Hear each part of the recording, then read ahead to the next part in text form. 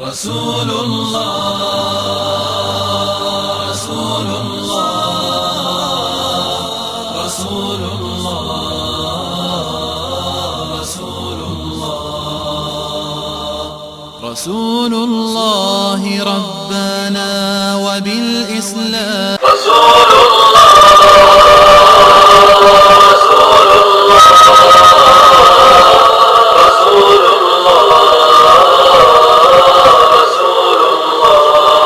الحمد لله إن الحمد لله نحمده ونستعينه ونستغفره رسول الله ونعوذ بالله من شرور أنفسنا ربنا ومن سيئات أعمالنا من يهده له فلا مضل له ومن يضلل فلا هادي له أشهد أن لا إله إلا الله وحده لا شريك له وأشهد أن محمدا عبده ورسوله أما بعد. Assalamualaikum warahmatullahi ta'ala wabarakatuh. Mga minamahal namin mga tagapakinig sa aming palatuntunan at sa ating mga kababayan Luzon, Visayas, Mindanao, at muli po tayo nagpapasalamat sa ating dakilang tagapaglikha. Kahit papaano ay dumating na naman tayo sa oras ng ating pagtatalakay o mensahe kung ano po ba ang Muslim. Yan po ang itatalakay natin ngayong hapon sa ating programa Boses ng Islam, dahil marami po sa ating mga kababayan na hindi nila alam kung ano po ba ang Muslim. Tulad nung sinabi ko kanina, yung binanggit ko, yun po ay salita ng ating dakilang tagapaglikha. So, bigyan natin ng linaw para maintindihan ng ating mga kababayan. Ibig sabihin nun sa aking sinabi, sa ngalan ng Allah, ang mapagpala, mahabagin, maawain, katotohanan, ang lahat ng pagpupuri at pagpapasalamat ay sa Allah lamang. At ako rin ay sumasaksi na walang ibang Diyos na dapat sambahin maliban sa nag-isang tagapaglikha, na siya ay hindi ipinanganak, hindi nagkaanak, walang katulad, walang kagaya, at walang makakapantay sa kanyang kapangyarihan. Kailanman ang ating Panginoong Allah ay hindi makikita, walang makakapantay sa kanyang kapangyarihan. Tayo lamang ang umaasa sa Kanya. Tayo lamang humihingi ng tulong sa Kanya. Lahat ng bagay na dito o masama o mabuti ay nakasulat na yan, mga milyon namin taga-subaybay sa aming palatuntunan. At ako rin ay sumasaksi,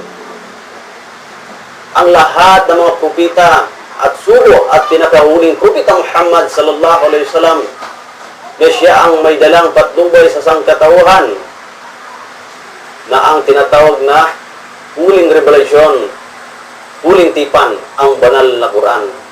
Ito ang banal na Quran, nagpapatunay sa mga naunang kasulatan, at yung 4 na kasulatan na nangawala ay narito na sa banal na Quran. Kaya sa ating gilyo natin, taga-subaybay, nanonood sa ating palatuntunan, suriin nyo ng mabuti. Kung kayo gustong makahingi ng mga pamphlets, tawag lamang kayo sa aming himpilan. Narito po, welcome po. Bibigyan namin kayo para inyong suriin.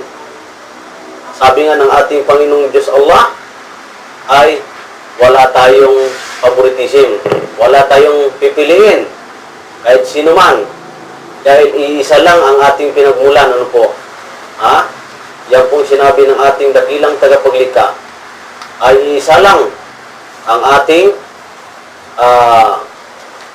pinupuntahan, mga kaibigan. Anong sabi ng Allah sa banal na Quran? Bigyan natin ng linaw. Sa Suratul Al-Jariyah, chapter 51, verse 56.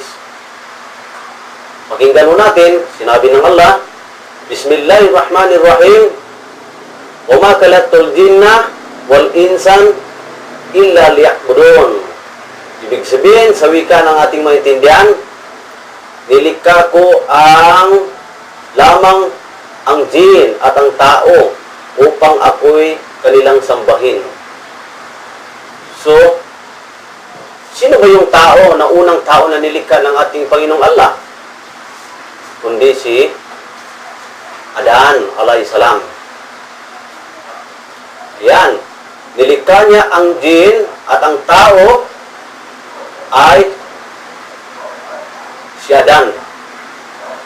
So, nilikha ng Allah subhanahu wa ta'ala yung meron jin na mula sa liwanag at meron jin mula sa usok. At ang tao naman ay mula sa alikabok. So, bilang tanda na lahat ng angkan ni Adan alayhisalam na sila'y angkan ay sila'y Muslim. So, bigyan natin ng talata ng banal na Quran. Pakinggan ho natin. Sa Suratul Al-Baqarah. Ito po ang sinabi ng Allah. Ipagbatya o mga Muslim, kami ay sumampalataya kay Allah at sa kapayagan na ipinagkaloob sa amin at sa mga ipinahayag kay Abraham, Ismail, Isaac, Jacob at 12 tribo at sa mga pinahayag kay Moses at Jesus at sa mga pinahayag sa lahat ng mga propeta mula sa kanilang Panginoon. Kami ay hindi nagtatakda sa kanila ng pagtangi-tangi at kay Allah lamang kami ay tumatalima. Malinaw ho, mga kaibigan, mga kapatid. Sinabi po yan sa banal na Quran, Al-Baqarah, chapter 2, verse 136. Yan po ang pagkasabi ng Allah subhanahu wa ta'ala. Bilang tanda na mayroon tagapaglikha, 4 na uri ang paglikha ng Allah subhanahu wa ta'ala sa tao. Unang-una, nilikha ng Allah ang kanyang kaparis. Nilikha ng Allah ang unang tao. Si Adan. At nilikha ng Allah ang kanyang kaparis mula sa kanyang tadyang. Sino yon? Si Iba. At nilikha ng Allah subhanahu wa ta'ala ang maraming kababaihan at maraming kalalakihan. At nilikha ng Allah subhanahu wa ta'ala na may ina walang ama. Sino yon? Si Yesu Kristo. Ibig sabihin, bilang tanda na makapangyarihan ang ating Panginoong Allah. Makapangyarihan siya. Walang makakapantay sa kanyang kapangyarihan. Bilang tanda yan, mga kaibigan. Tulad nung nakaraang linggo, sa ganitong araw, ganitong oras din, ay ang mga bata ay kalagayang Muslim. Bakit po? Ipaliwanag ko natin para maintindihan ninyo. Bilang tanda na lahat ng sanggol na isinilang, sila ay kalagayang inapo. O di kaya kalagayang Muslim. Ano ibig sabihin ng Muslim? Sumusunod, sumusukot, tumatalima sa nag-isang tagapaglikha. Hindi lamang ang Muslim sa Mindanao, ang Muslim sa Indonesia, ang Muslim sa Saudi Arabia. Hindi po, mga kaibigan, mga kapatid, mga kababayan, sa larangan ng panampalatayang Islam, ang Muslim, yung sumusunod, sumusugot, tumatalima sa nag-isang tagapaglikha. Katulad ng araw, Muslim. Katulad ng buwan, Muslim. Katulad ng mga dagat, Muslim. Mga bundok, lahat. Mga hayop. O yung mga pananim. O yung mga nakikita natin na mga bagay. Yung mga bituin ay Muslim yan. Yung ulan, Muslim. Subalit tayo ang first class na nilikha ng Allah subhanahu wa ta'ala. Kahit anong pagpasaway natin, patatawarin tayo ng Allah. Tingnan niyo. First class tayo na nilikha ng Allah na meron tayong pusot isipan. Paano? Yung isip ng kalabaw, kabayo, ibibigay sa atin ng Allah. Kaya ba natin tanggapin yun? Tayo may isipan tayo. Kaya, gamitin natin yung ating pusot isipan. kung saan natin gamitin yan. Kailangan, hindi kailangan ng Allah.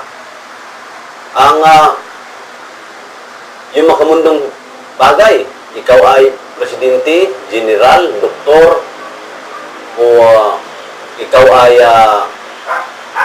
anumang kalagayan mo dito sa mundo, o mayaman ka, wapo ka, maganda ka, hindi kailangan ng Allah yun. Ang kailangan ng Allah, yung pagsunod sa batas niya at pagsunod sa kanyang mga sugo at propita. Nagpadala siya ng mga sugo at propita upang ituro ng pamaraan papaano masunod ang ipinag-utos ng ating dakilang tagapaglikha. Ang tunay na Muslim, hindi ka matatawag na tunay na Muslim kung isa sa mga propita na hindi mo pinamahal o pinamarisan mula kay Adan hanggang sa Prophet Muhammad sallallahu alaihi wasallam. Ang lahat ng mga propita ay sila'y angkan ng Arabic.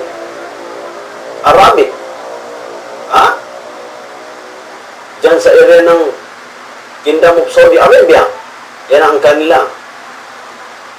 Si Jesucristo ay nagmula sa angkan ng ama naman ng palataya, si Abraham. At ganoon din si Prophet Muhammad sallallahu alaihi wasallam nagaling din sa angkan ni amang Abraham na ang kanyang anak si Ismail. At ang lahi ni Ismail na si Prophet Muhammad sallallahu alaihi wasallam, kumbaga nagkaanak doon, nakalagay sa area na tinatawag na Mecca, dyan sa Saudi, ang angkan ni Ismail. At ganoon din si Jesucristo ay nagmula sa angkan ng amang Abraham, na ang kanyang nalahi ay si Isaac, na nagmula doon si Maria, at ipinanganak ito si Jesucristo sa pamagitan ng tunay na Muslima, tunay na mananampalataya sa ating dakilang tagapaglikha. Ito si Maria na tinatawag. Si Maria sa Arabic is Miriam. Yan ang pangalan niya. Si Jesucristo naman, ang pangalan niya sa Arabic is Isa, anak ni Maria. Ayan po mga kaibigan. Nagpadala ang Allah ng mga sugo at propeta upang iaral ang kautusan niya. Magkasundo-sundo yung kanyang mga alipin, kanyang mga nilikha dito sa mundong ito.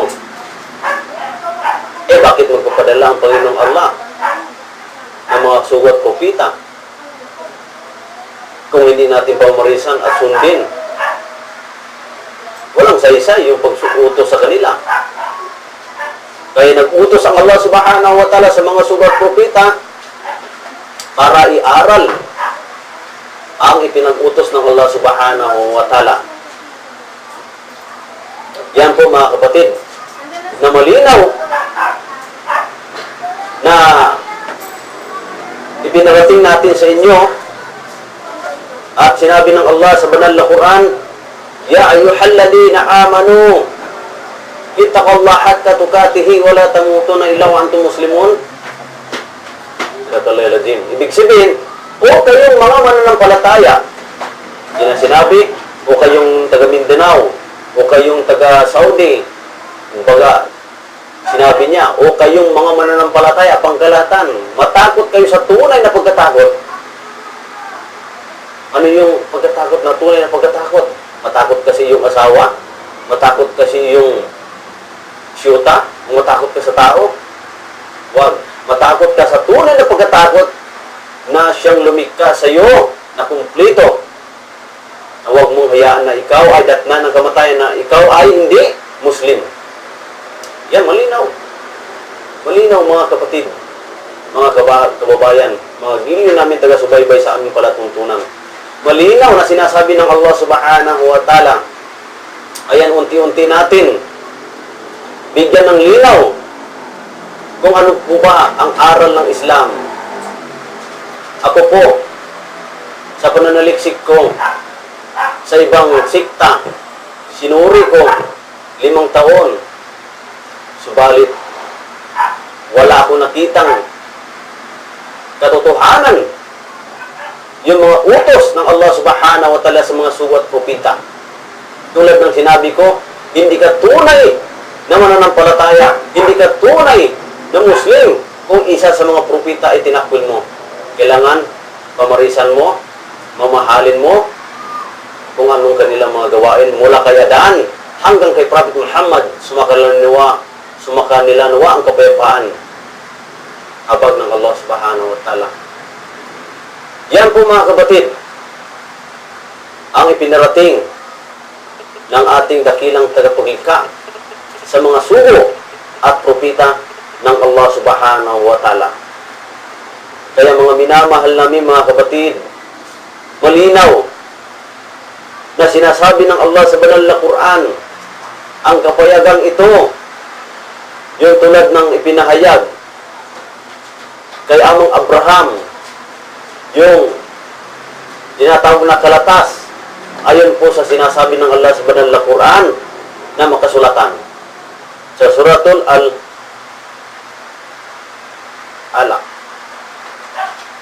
chapter 87, verse 17. Anong sabi ng Allah? Bismillahirrahmanirrahim. Inna hadalati suhufil ula, suhufi Ibrahim wa Musa. Yan maliwanag. Katotohanan ito ang nasa mga naunang kasulatan. Ang kasulatan kay Abraham at ang Moses at kay Moses. Ano yung mga kasulatan na ito ipinadala sa kanila? Yung kalatas. At yung Taura, yung 10 Commandments. Malinaw po mga kapatid, yung sa 10 Commandments na inutos sa mga suwat propita ng Allah subhanahu wa ta'ala, sambahin lamang ang nag-iisang tagapaglikha. Maliwanag po na kung sino man ang tao na siya ay magtambal sa isang Panginoon ay hindi patatawaran ng Allah. Ha? Anong sabi ng Allah sa banal na Quran? Sa Suratul An-Nisa, chapter 4, verse 48. Katotohanan si Allah ay hindi nagpapatawad sa kasalanan ng pagtatambal sa Kanya sa pagsamba. Datapwat, siya ay magpapatawad kung ano ang kulang o hindi nakaabot dito sa sinumang kanyang maibigan at sinuman pagtatambal sa pagsamba kay Allah. Katotohanan, siya ay gumagawa ng kahambal-hambal na kasalanan. Allahu Akbar. La ilaha illallah Muhammad. Malinaw po mga kapatid na sinabi ng Allah subhanahu wa ta'ala, kung sino man ang magtambal sa Kanya o magsamba sa karumal-dumal ay kailanman ay hindi na patatawarin. Allahu Akbar. Malinaw po. Huwag kayo sumasamba sa Diyos-Diyosan, rebulto o kawangis o sa kanyang mga propita ay sinasamba ng mga tao, kailanman ay hindi patatawarin ng Allah subhanahu wa ta'ala. Yan po ay malinaw na binanggit ng Allah subhanahu wa ta'ala sa Suratul Al-Nisa, chapter 4, verse 48. Ayat basahin nyo yan mga kapatid, mga magulang sa larangan ng panampalatayang Islam. Kaya, ang Islam ay hindi relihiyon. Salam, kapayapaan. Pagsamba sa nag-isang tagapaglikha. Malinaw po yan mga kapatid, mga magulang sa larangan ng panampalatayang Islam. Anong sabi ng Allah sa kanyang banal na Quran? Ito po ay sinabi ng Allah, Bismillahirrahmanirrahim sa Suratul Nisa, chapter 4, verse 80. Aman yati'i ar-rasulah faqad ata ahlaha. Sino man sumunod sa Propeta Muhammad ay katotohanan sumunod sa Allah. Ayan po. So anong ibig sabihin ng sinabi ng ating mahal na Propeta Muhammad sallallahu alaihi wasallam? Ha? Yung sinabi ng ating mahal na Propeta Muhammad sallallahu alaihi wasallam, kung sino man ay hindi sumunod sa kanya ay kailanman hindi makapunta doon sa lahat yung pangarap natin, yung sinasabing paraiso. So si Prophet Muhammad sallallahu alaihi wasallam, hindi lamang siya ay inutusan sa Saudi Arabia lamang, hindi. Buong mundo. Habibun Allah. Pinakamamahal ng Allah sa lahat ng mga propeta at sugo na si Prophet Muhammad, na siyang nagpatnubay sa sangkatauhan upang ipahayag ang mensahe ng Allah subhanahu wa ta'ala, yung Quran. Kung ito ay mabasa ninyo ang Quran, mga kapatid, mga kababayan, mga gilyo namin taga-subaybay sa aming palatuntunan, walang mata na hindi iiyak. Walang mata na walang patid ang luha ng inyong mga mata. Pag ikaw ay tunay na may takot sa ating dakilang tagapaglikha.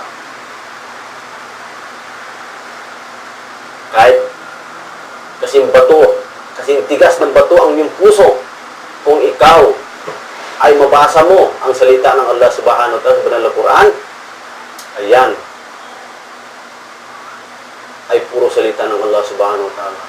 Maraming nagsasabi, mga kaibigan, mga kababayan, na ang Quran, saan ba ito nagmula? Mga kaibigan, mga kapatid, nagmula po ito sa ating dakilang tagapaglikha. Mantakin ninyo, mga kaibigan, mga kababayan, ang ating mahal na Propeta Muhammad sallallahu alaihi wasallam, siyang pinakauling sugo, na siya may dalang patnubay sa sangkatauhan, ang huling revelasyon, ang huling tipan, ang banal na Quran. Si Prophet Muhammad, kapag maputol itong ating programa, mga kapatid, dumating tayo sa oras, ay pagpatuloy natin sa next na programa natin, ay papatungkol po sa Quran.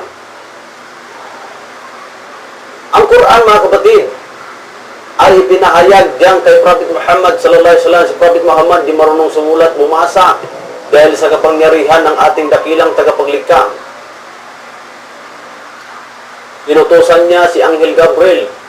Lahat ng mensahe, si Anghel Gabriel ang umaharap sa mga sugo at propeta ng ating dakilang tagapaglikha. Madaling salita, mga kaibigan, mga kababayan, si Prophet Muhammad lagi doon sa Yungib. Yungib na yan, dyan makikita dyan sa Saudi. Nandun siya. Bigla lang bumaba si Anghel Gabriel. At talagang maliwanag. Takot na takot si Prophet Muhammad sallallahu alaihi wasallam. Hanggang sa pinunta ni Anghel Gabriel. Niyakap ni Anghel Gabriel. Ya Muhammad, basahin mo ito. Inutusan ako ng ating Panginoon Allah. Sabi ni Prophet Muhammad, hindi ako marunong bumasa at sumulat. Hanggang sa basahin mo ito. Ikra bismi rabbikal ladzi khalaq. Yun ang sinabi kay Prophet Muhammad. 3 bisis pinaulit-ulit ni Anghel Gabriel. At sinaulo itong binasa ito ni Prophet Muhammad. Nagkaroon ng kaalaman si Prophet Muhammad sallallahu alaihi wasallam. Hindi lamang si Prophet Muhammad nagsasalita na dahil sa kanya, hindi. Nagsasalita siya ay mula sa ating dakilang tagapaglikha. Talagang si Prophet Muhammad, walang nakakapantay sa kanyang yung mabuting gawa niya, yung asal niya, siya ang tunay nananalig sa Allah subhanahu wa ta'ala. Nabasa niyo ito. Hanggang doon, dyan sa Mecca, sa Saudi na yan, ay nagsalita, inaral niya. Yung mga naunang pasalutan, yung Kalatas, yung Salmo, Taura, Ebanghelyo, at ang Quran, inaral ng ating mahal na Propeta Muhammad sallallahu alaihi wasallam. Anong sabi ng mga kanyang mga kamag-anak, kanyang angkan? Nasira ang kayata ng ulo, bakit nangangaral ka? Minsan, nagdasal si Prophet Muhammad, yung mga bituka ng mga tupa, inilagay sa kanya. Inilagay sa liig niya, minsan pinagbabato siya, sugatan siya sa pagtitiis niya. Ngayon, bumaba si Anghel Gabriel. Nakita niya ang Prophet Muhammad sallallahu alaihi wasallam na may sugat. Ya Rasul, nakita kong ginawa sa iyo ng mga tao. Pinagbabato kanila, ginawa kanilang alipin. Sabi ng Anghel Gabriel, gusto mo, ya Muhammad, aksabin natin sila ng bundok? Iipitin natin sila ng bundok? Anong sagot ng ating mahal na Propeta Muhammad sallallahu alaihi wasallam? Habang ako'y nabubuhay dito sa mundo, habang ako ay inutusan ng Allah subhanahu wa ta'ala, iparating ko sa mga tao sa buong mundo ang mensahe ng Allah subhanahu wa ta'ala, itong Quran. Balik sa pagtiis ng ating mahal na Propeta Muhammad sallallahu alaihi wasallam ay unti-unti maraming sumalib sa kanya, yumakap sa Islam, hanggang sa dumami na, narinig ng mga king doon sa Saudi. Ang Saudi na yan, mga kaibigan, mga kapatid, ang mga nakatira dyan, Buddhism, Budyo, Pagano, marami. Wala pang Islam doon. Walang batas doon, naliligaw mga tao doon. Dumating ang Prophet Muhammad sallallahu alaihi wasallam, doon na. Unti-unti na. Anong sabi ng king? Sa ating mahal na Propeta Muhammad, ay Muhammad, tigilan mo ang iyong pangangaral dito. Gusto mo ibigay namin kalahati ng kayamanan sa Saudi? At ang sabi ng Prophet Muhammad sallallahu alaihi wasallam, O hari, sabi niya, kahit ibigay mo sa akin, ilagay mo sa kanang kamay ko ang mundo, at sa kilawang kamay ko ang buwan, hindi ko pa rin tatanggapin. Subalit kung ano yung utos ng ating dakilang tagapaglikha, na iparating ko sa mga tao ang mensahe ng Allah subhanahu wa ta'ala. Yun ang sinabi ng Propeta. Hindi na kailangan kayamanan sa mundo. Dahil ang mundo nito, iwanan natin. Kullu nafsin dha'iqatul maut. Lahat ng may buhay ay makakaranas ng kamatayan. Walang nakakaalam sa kamatayan. Kaya tandaan ninyo, huwag niyo kimkimin ang inyong kayamanan. Kung kayo po ay may kayamanan dito sa mundo, ay pangmahagi niyo. Tulad nitong aming programa ay kinapos kami. Pero pilit pa rin namin iparating sa inyo ang mensahe ng ating dakilang tagapaglikha upang malaman ninyo kung ano ang katotohanan. Ang Islam ay hindi nagtuturo ng kamalian, nagtuturo ng kabutihan. Ito ay hindi lamang bansang Saudi, bansang Indonesia, bansang Mindanao. Ito ay pangkalahatan. Kailanman hindi ka tunay na Muslim kung hindi mo mamahalin ang kapwa mo tao o anumang sikta. Mamahalin mo sila. Dahil iisa lang pinagmulan natin, iisang ating tagapaglikha, iisa din ating uwian. Yan po mga kapatid. Magmamahalan tayo. Sabi ng Allah. Huwag kayong mag-iinggitan. Huwag kayong magsisiraan. Saka tayo magbago, doon na tayo sa kabilang buhay. Kailanman mga minamahal kong mga kapatid, wala nang nakagabalik dito sa mundong ito. Binigyan tayo ng ilang taon, 50 years, 60 years, saka tayo magbago, doon na sa kabilang buhay. Wag. Gamitin natin ang ating puso't isipan. Suriin natin mabuti kung ano yung katotohanan, kung ano yung pinag-utos ng ating dakilang tagapagga. Okay mga kaibigan, mga kapatid, meron na lamang po tayo natitirang 1 minuto at tayo po ay magbati ng portion sa ating paratuntunan at wala pong pumasok sa ating mga reporter. Siguro busy sila. Okay mga kaibigan, mga kapatid, at muli po tayo po ay magpapaalam sa ating palatuntunan. Magkikita-kita muli tayo ganitong oras, ganitong araw sa ating programa. At ang inyong lingkod, Mads Pangulim, Muhammad o Pangulima, at inyong subaybayan ang aming programa tuwing araw ng Lunes hanggang Friday. Pinagsama ng mga batikang komentarista na John Padil, Nelson Edicio, Metro Castillo, Mads Pangulima, at Imelda Flores. Mabuhay po ang sambayang Pilipinas!